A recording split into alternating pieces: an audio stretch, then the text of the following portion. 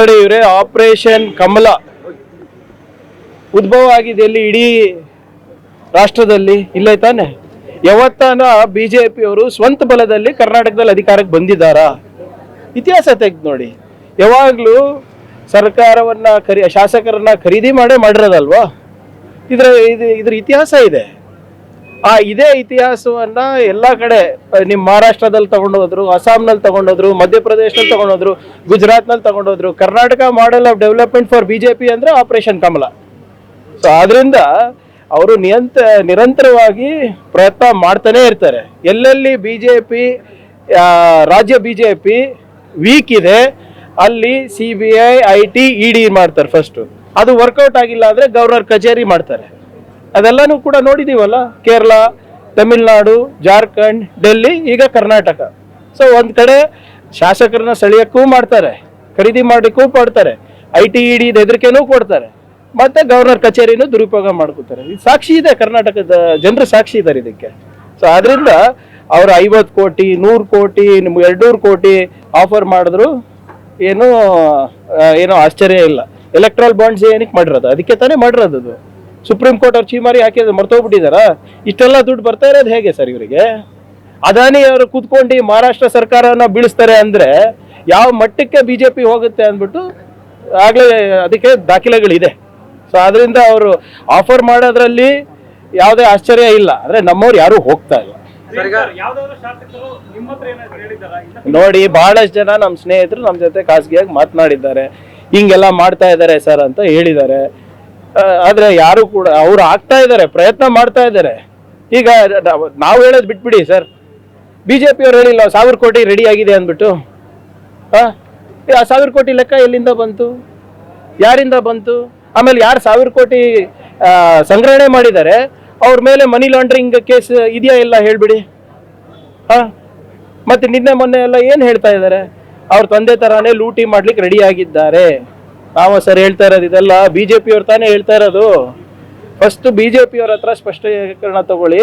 1000 ಕೋಟಿ ಬಂದಿದ್ದು ಹೇಗೆ, ಎಲ್ಲಿಟ್ಟಿದ್ದಾರೆ, ಯಾರು ಕೊಟ್ಟಿದ್ದಾರೆ, ಆ ದುಡ್ಡು ಅದಾನಿ ಅವ್ರದ, ಇವ್ರು ಲಾಸ್ಟ್ ಟೈಮ್ ಕೋವಿಡ್ ಹೊಡೆದಂತ ದುಡ್ಡ, 40% ಅಲ್ಲಿ ಸಿಕ್ಕದಂತ ದುಡ್ಡ, ಛೋಟಾ ಸಿಗ್ನೇಚರ್ ಹೊಡೆದ್ಬಿಟ್ಟು ಸಿಕ್ತಂತ ದುಡ್ಡ, ಅದು ಫಸ್ಟ್ ಅವ್ರಿಗೆ ಕೇಳಿ. ಅವ್ರು ಸ್ಪಷ್ಟೀಕರಣ ಕೊಟ್ಟಾದ್ಮೇಲೆ ನಾವು ಮಾತಾಡ್ತೀವಿ.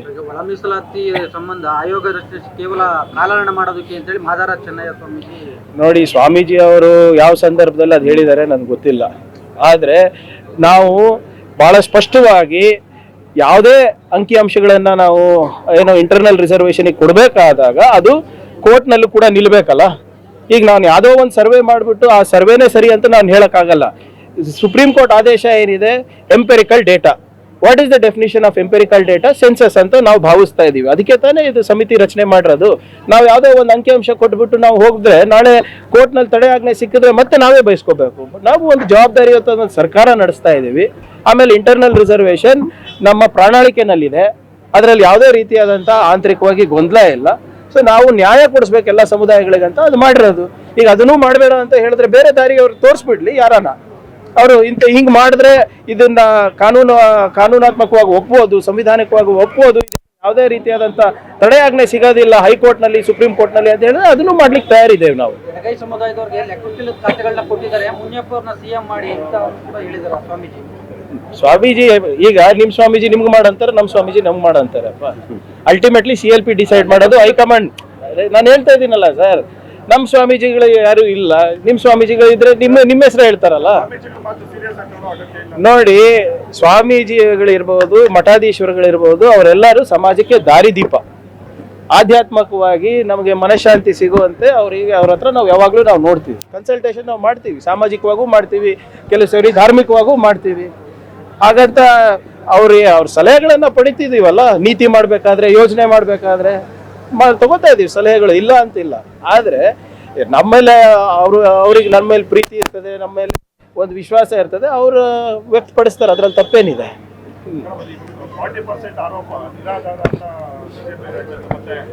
ನಿರಾಧಾರ ಇದ್ದಿದ್ರೆ ಯಾಕೆ 7 ಜನ ಬಂದು ಪ್ರೆಸ್ ಕಾನ್ಫರೆನ್ಸ್ ಮಾಡಿದ್ರೆ ಅವತ್ತು? ಇದು PCA ಆಕ್ಟ್ ಪ್ರಕಾರ ಯಡಿಯೂರಪ್ಪ ಅವ್ರ ಮೇಲೆ ಮತ್ತೆ ಶ್ರೀರಾಮುಲು ಅವ್ರ ಮೇಲೆ ಸೆಕ್ಷನ್ 9 ಮತ್ತು ಸೆಕ್ಷನ್ 11 ಹಾಕಬೇಕು ಅಂತ ಪ್ರೂವ್ ಆಗಿದೆ ಅಲ್ಲ ಜಸ್ಟಿಸ್ ಕುನ್ನೋ ಸಮಿತಿನಲ್ಲಿ. ನಿರಾಧಾರ ಆಗಿದ್ರೆ ಮತ್ತೆ ಯಾಕೆ ಇವ್ರು ಬಂದು ಡಿಫೆಂಡ್ ಮಾಡ್ಕೊಂಡ್ರು? ಇದು 333 ರೂಪಾಯಿ ಸಿಗುವಂತ PPE ಕಿಟ್ಟು 2117 ರೂಪಾಯಿಗೆ ಚೈನಾದಿಂದ ತರದ ಅಗತ್ಯ ಯಾಕಿತ್ತು? ಅದಕ್ಕೆ ಉತ್ತರ ಕೊಟ್ರೆ ಸರ್ ಅದೇ ಅಲ್ವಾ 40% ಅಲ್ಲ 400% ಸರ್ಕಾರ. ಅದು 300 ರುಪೀಸಲ್ಲಿ 2000 ರುಪೀಸಲ್ಲಿ ನಾಚಿಕೆ ಅಲ್ವಾ ಇವರಿಗೆ ಸಮರ್ಥನೆ ಮಾಡ್ಕೊಳ್ಳಕ್ಕೆ? ಯಾವುದೋ ಒಂದು ಕೇಸ್ನಲ್ಲಿ ಸಾಕ್ಷಿ ಇಲ್ಲ, ಯಾರು ಸಾಕ್ಷಿ ಸಿಗಬೇಕಾಗಿರೋ ಅವ್ರು ನಿಧನರಾಗಿದ್ದಾರೆ. ಬಹುಶಃ ಅದಕ್ಕಿರ್ಬೋದು. ಆ ಲೋಕಾಯುಕ್ತ ರಿಪೋರ್ಟ್ ನಾವು ನೋಡಿಲ್ಲ, ಸಮಿತಿಗಳು ಕೂತಿದೆ ಅಲ್ಲ, ಇವ್ರಿಗೆ ಯಾಕೆ ಇಷ್ಟು ಅವಸರ ಜೈಲಿಗೆ ಹೋಗೋಕ್ಕೆ? ಅಷ್ಟೇ ಅವಸರ ಇದ್ರೆ ಬೇಕಾದ್ರೆ ವಿ ವಿಲ್ ಎಕ್ಸ್ಪೆಡೈಟ್. ಅದಕ್ಕೆ ಸಬ್ ಕಮಿಟಿ ಕೂಡಿಸಿರೋದಲ್ಲ. ಸಬ್ ಕಮಿಟಿ ಕೂಡಿಸಿದಾದ್ಮೇಲೆ ತಾನೇ ಇದೆಲ್ಲ ಹೊರಗಡೆ ಬಂದಿದ್ದು. ಖಂಡಿತವಾಗೂ BJP ಅವ್ರು ಏನು ಮನಸ್ಸಿನಲ್ಲಿ ಏನಿದೆ, ಕೆಲವು ಜನ ಏನು ಈಗ 2 ತುಕಡಿ ಆಗಿದೆ ಅಲ್ಲ BJPನಲ್ಲಿ, ಒಬ್ರು ಹೇಳ್ತಾರೆ ಖಂಡಿತವಾಗೂ ಇದಕ್ಕೆ ನ್ಯಾಯ ಕೊಡಿಸ್ಬೇಕು, ಒಬ್ರಿಗೆ ಜೈಲಿಗೆ ಕಳಿಸ್ಬೇಕು ಅಂತ ಅದಾಗ್ತದೆ. ಯಾಕೆ ವರಿ ಮಾಡ್ತಾರೆ? ಆದರೆ ನಾವು ಸರ್ಕಾರ ಇದೆ ಅಂದ್ಬಿಟ್ಟು ನಾವು ಯಾರ ಮೇಲೂ ದಬ್ಬಾಳಿಕೆ ಮಾಡೋಕ್ಕೆ ಹೋಗಲ್ಲ. ಏನಿದ್ರು ಕಾನೂನಾತ್ಮಕವಾಗಿ as per law we will deal with them. ಯಾವುದಕ್ಕೆ